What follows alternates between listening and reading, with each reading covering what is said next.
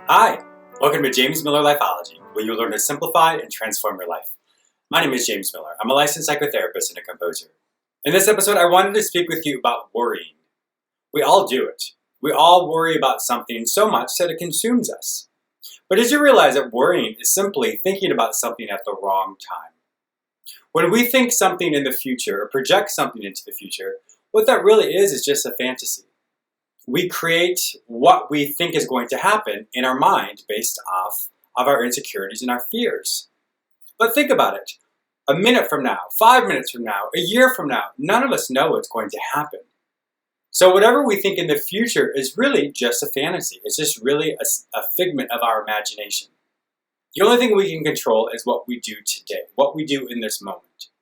So when we project something into the future, we have to do it from a mindset of, what can I do now? What is in my power to change now? What are the goals I have right now? And how can I accomplish those? Because that way, when the future does come, you'll have already created a foundation and a baseline for it to be productive.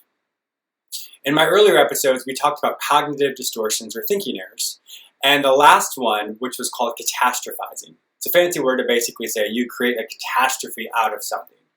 So what that basically means, and this is kind of the form of worrying, is you create a worst case scenario of the event.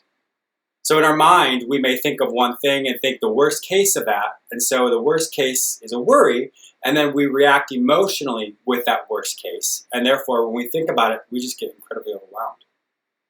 So what we have to do is we have to say, well, what's the likelihood that this worst case scenario fear or worst case scenario outcome is going to happen? More than likely, it's pretty slim.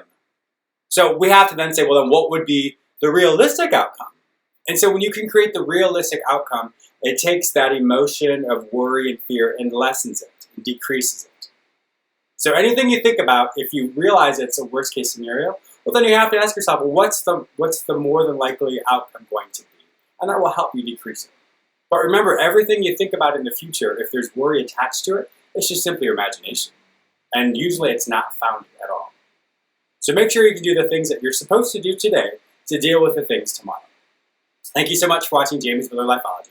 If you've not yet subscribed to this channel, please do so. Down here at the bottom right, there's a little subscribe button. Go ahead and click on that and make sure you get the daily updates.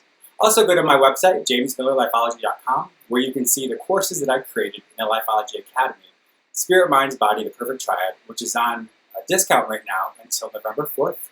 And then you can see the other class I just created, When All Hell Breaks Loose. Both of those classes will help you deal with life in a way that you've never imagined. Have an amazing day, and I look forward to seeing you tomorrow. Bye-bye.